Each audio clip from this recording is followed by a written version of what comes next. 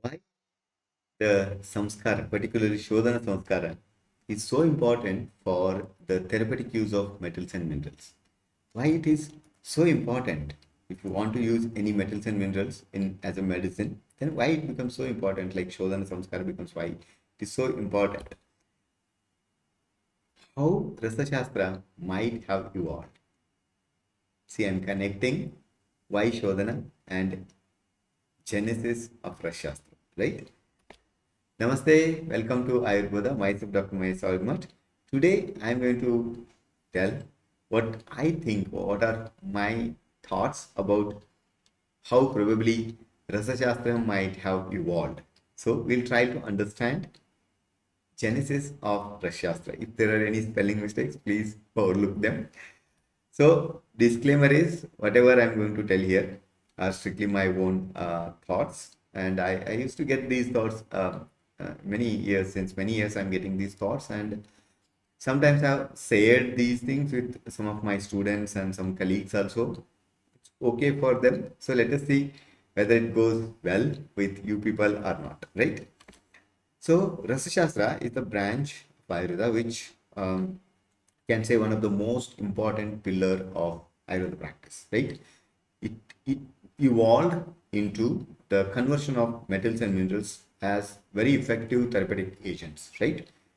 Effective utilization of these metals and minerals as medicines was brought in practice by Rasa Shastra, right? Rasa Shastra is such branch which has given us medicines, preparations of metals and minerals, herbo mineral compounds, which can cure very simple disease to life-threatening disease, very acute disease to chronic disease, right? Very common diseases to very life-threatening disease. All cases also associates play a very important role, right? So we need to think how this might have evolved, the glory of Rashastra, how it might have come into practice. Now, if you see, almost 60-70% of Ayurveda practiced in India is dependent on Rasashadis, right? So that is why we need to understand what may be the basic principles that led to evolution of Rasa Shastra, right? In one of my previous video, we discussed about how whether heavy metals are there in plants or not, right?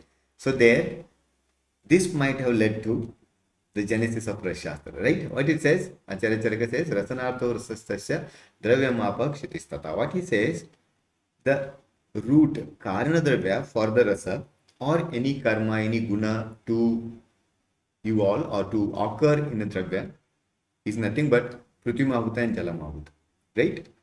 When Vayu, Akasha and Agni mix in particular combinations, different types of rasas, guna, virya, vipaka, all are formed, right? So overall, the base of a dravya to become biologically active is dependent on the Prithvi and Jala Mahuta, right? So Jala Mahuta is okay.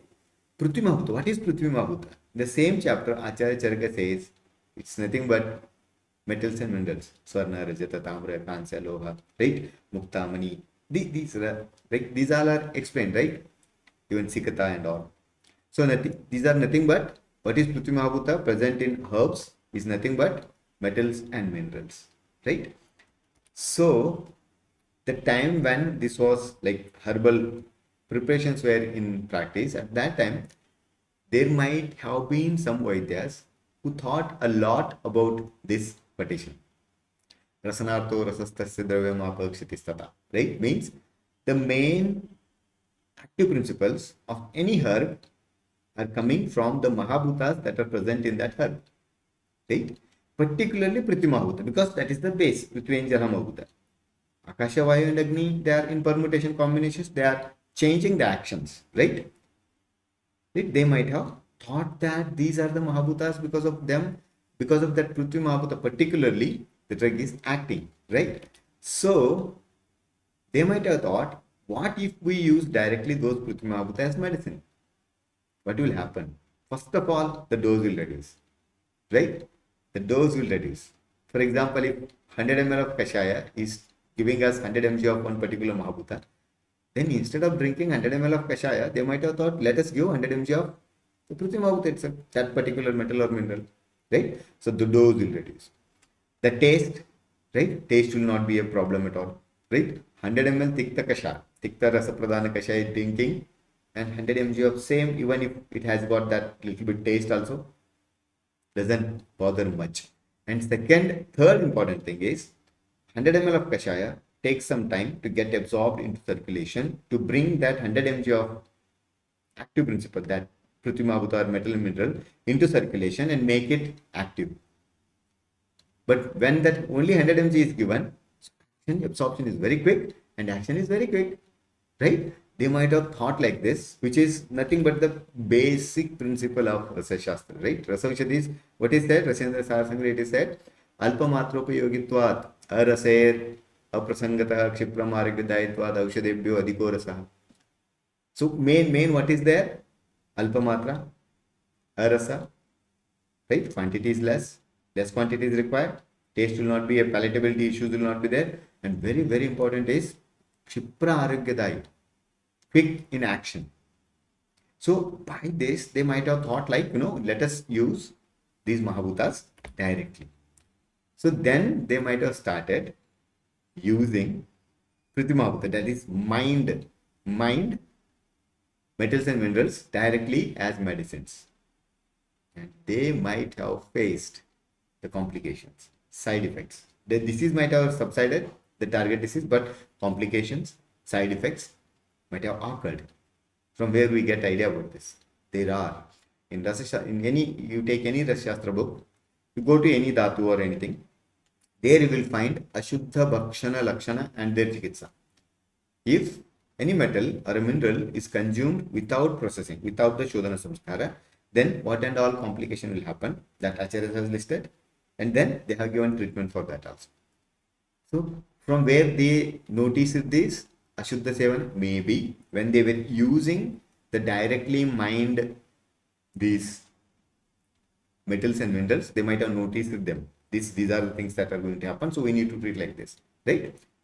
So then they might have started thinking, when these same metals and minerals are entering into the body through the herbs, why they are not causing any complications? Why the ones which we are using mind one directly into as a medicine, why they are causing complications, right? So they might have thought that the metals and minerals that are entering our body through these herbs may be different from the metals and minerals that we are using at present from mining, right? I think you are also getting the same type of thinking, right?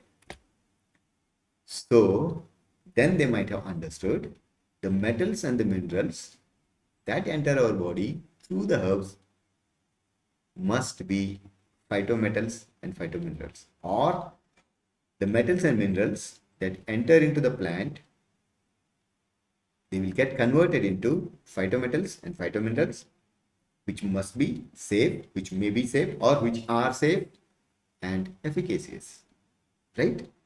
They understood that. Now the question arises, how to solve this?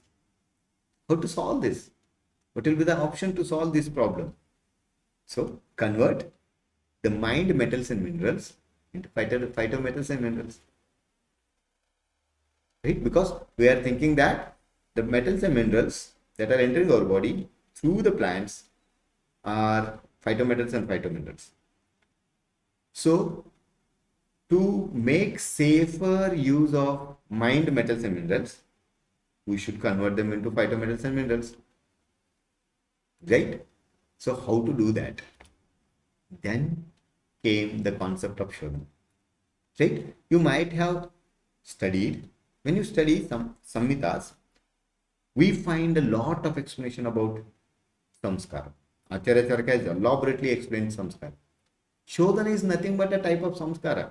Name is given Shodhana. But inside Shodhana, whatever are done, they are part and parcel of samskara only. Traiva samskara. But the title given is, they are labeled as Shodhana samskara.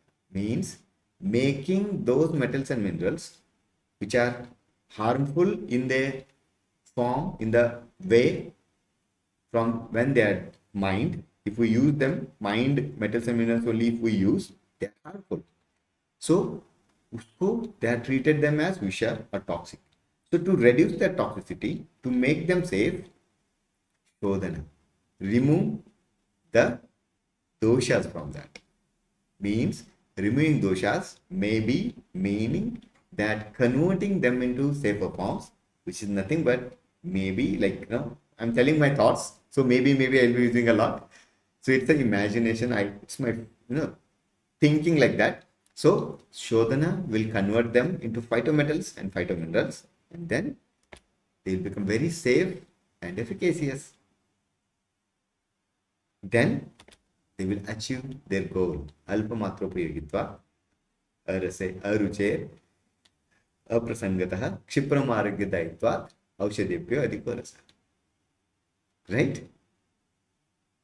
My friends, I very commonly thought, like, many times I used to think about this. Maybe in this way, Rasashastra might have evolved, and same, this might have led to the evolution or genesis of one of the most important pillar of practice of Ayurveda, the Rasashastra. Right? Friends, this is my idea about the genesis of Rasashastra. What you think about this?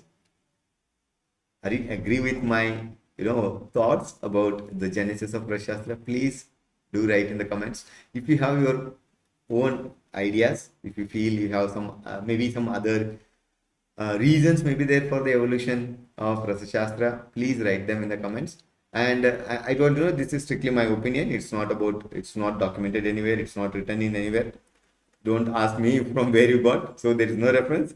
This is strictly, purely my thinking process by which I just thought, like, in this way Rasashastra might have evolved. Okay. Hope it holds good with your thinking also, but just give a chance to think